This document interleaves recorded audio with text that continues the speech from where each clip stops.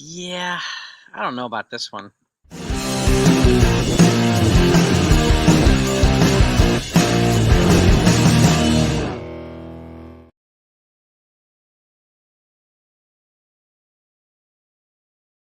I hope you're doing well. So the Yankees are split right now, 1-1 with the Kansas City Royals. They got a big lefty they got to face today. So, and Luis Hill's going to be on the mound for the Yankees. So we'll see what happens. They do have an opportunity to win the series today, and they definitely need to before they head off to play Boston for 4 games. Okay, you need to take advantage of this opportunity to beat the Royals. This is a team that could make the postseason, so it could pose as a postseason preview, if you will. But that's not what I want to talk about. And by the way, if you like good Yankee content, you want to be part of a great community, you want to join live streams, you want to get news as it comes in, and you like to live in the facts-based world, whether they're good or bad, make sure you subscribe to this channel if you haven't done that yet, too, please. I greatly appreciate it. Your support means the world. We're on the road to 25,000 subs. I'd love to get there by the end of the year. So I appreciate all of you. Now, I'm going to put up an article. Okay, I don't know about this, to be honest with you. All right. Yankees surprisingly predicted to keep pair of struggling veteran sluggers in 2025. This is by Pat Ragazzo. Okay. Will the Yankees retain pair of struggling sluggers or move on? Now, let's read some of this, okay? The New York Yankees have some tough upcoming decisions to make in the offseason. All eyes will be on superstar outfielder Juan Soto once he hits free agent market. It's evident that Soto will be the Yankees' top priority, and he won't come cheap. The 25-year-old is expected to land a massive long-term deal worth at least $500 million. Okay? However, after the Soto saga comes to light, the Yankees will then have to shift their focus to another area of their roster. New York has a pair of veterans, Anthony Rizzo and DJ Lemahieu, who have struggled immensely. So the team will have to figure out what they're going to do with them, which is easier said than done. Joel Rudo Bleacher Report projected the Yankees' 2025 opening day lineup, which shockingly includes both Rizzo and LeMahieu. My best guess for how the team will approach Anthony Rizzo is to re-sign him to a 2-year deal that has a lower AAV but more guaranteed money than the $17 million club option that he currently has for 2025. A good compromise for both sides, Rudo wrote. Okay, and so on. Okay, actually, he has a $17 million club option. We've talked about this too, with a $6 million buyout attached. 35-year-old option is unlikely to be picked up, but the Yankees could still find a way to bring him back on a more team-friendly deal. I had some folks in the 161 community say to it at least that much, okay, which is a reasonable position. Now, the Mayhew situation is trickier. He's owed $30 million across the next 2 years. The Yankees are basically handcuffed after signing Lemahieu to a 6-year, $90 million deal after the 2021 season, ahead of the 2021 season. 36-year-old has a rough year. He's had a rough year. 204 average, 528 OPS in 67 games, but he was dealing with a foot fracture that kept him out until late May. Okay? I'm going to attach this video down below, okay? So you could read it yourself. And this is the way I look at it. Okay, priority number 1 is re-signing Juan Soto. Okay, anything that's gonna make that harder to do, I'm not in favor of. Anything that's gonna block somebody like Ben Rice, I'm not really in favor of. Now, I've said this before. I love Anthony Rizzo's veteran leadership, and he's a great mentor, and so on and so forth. Okay, that money could be used to address bigger needs like the bullpen. Okay, if you're gonna give him, let's just say, $10 million a year, that could be put towards Tanner Scott. Okay, that to me would be a wiser investment for the Yankees to get a bona fide closer, because it's not only, DJ and Anthony Rizzo that are apparently going to be considered, but you have Gleyber Torres is likely not going to be back. Alex Verdugo is not likely going to be back. Clay Holmes is not going to be back. So the Yankees have multiple holes to fill. Now they can fill the hole by moving Jazz Chisholm to second. That's problem solved. You can move Oswald Peraza at third base or play John Birdie at third base.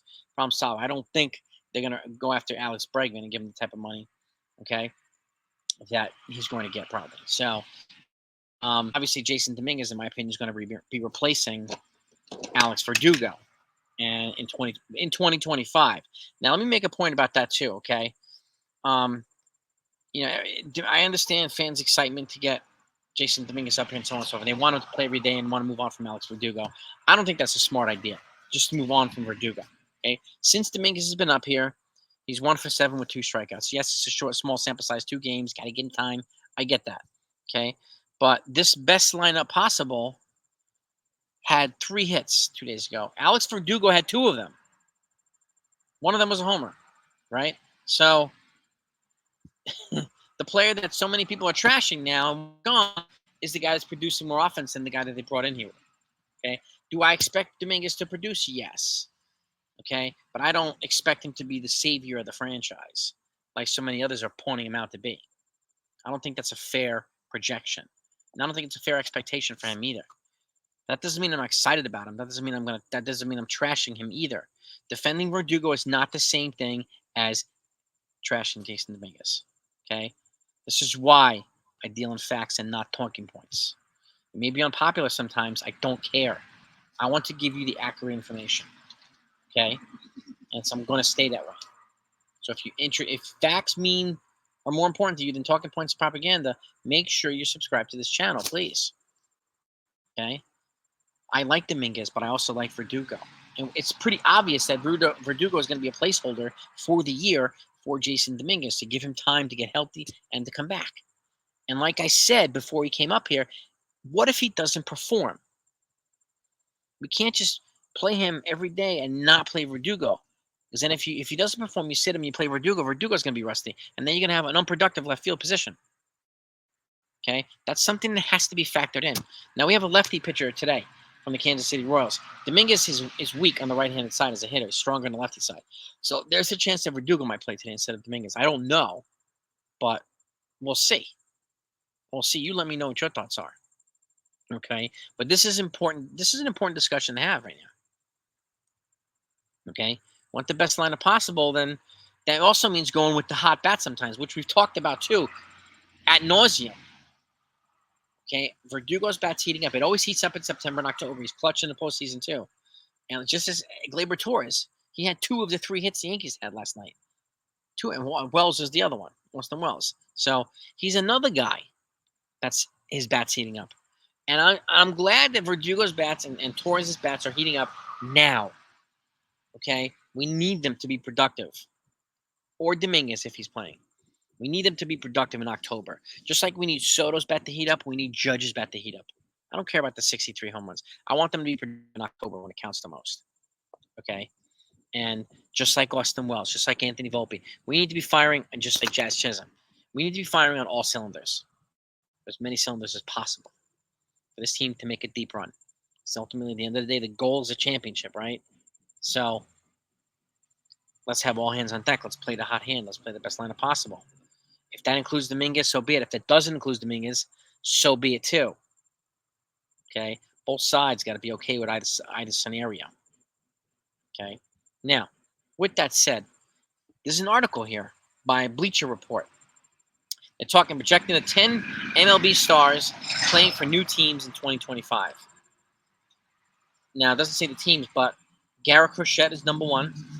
So it looks like he's going to be traded from the White Sox, according to these projections. Bo Bichette is number 2. Looks like he won't be with the Blue Jays again.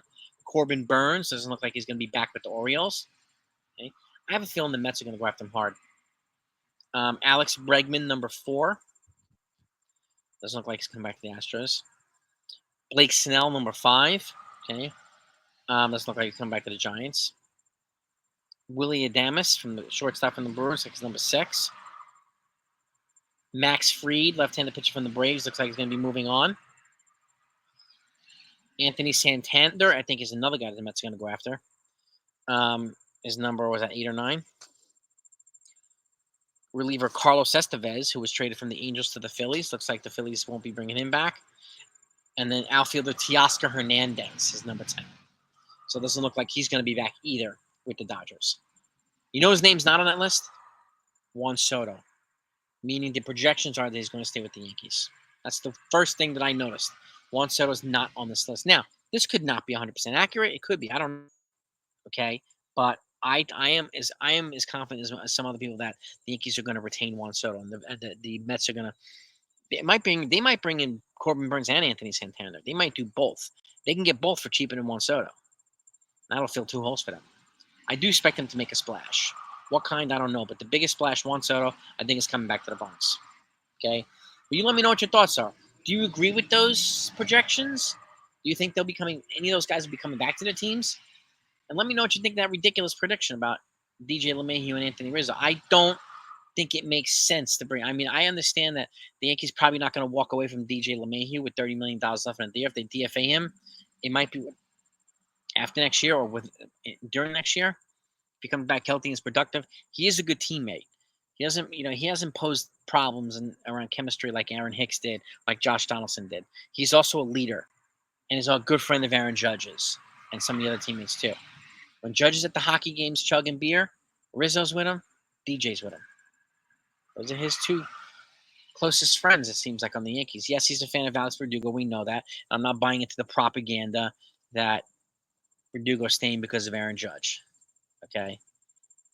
Verdugo's staying because he's an elite defender. And he is a place setter, Jason Dominguez. He'll move on. I don't think he's going to get a QO. I don't think anybody in the Yankees is going to get a QO, nor do I think they deserve a QO. It could have been Holmes, it could have been Verdugo, and it could have been Gleyber Torres. But none of those guys played well enough to justify a QO. So that's unfortunate. So the only way the Yankees can get some extra draft picks is if either Luis Hill or Austin Wells wins Rookie of the Year. And I hope one of them does. If they win Rookie of the Year, then they get a compensatory pick after the first round. And I've said this before, the last time the Yankees had a compensatory pick that struck gold with was Aaron Judge. He was a compensation pick. So let me know what your thoughts are, gang. I'll have the lineup a little bit later on for you. Let's go, Yankees.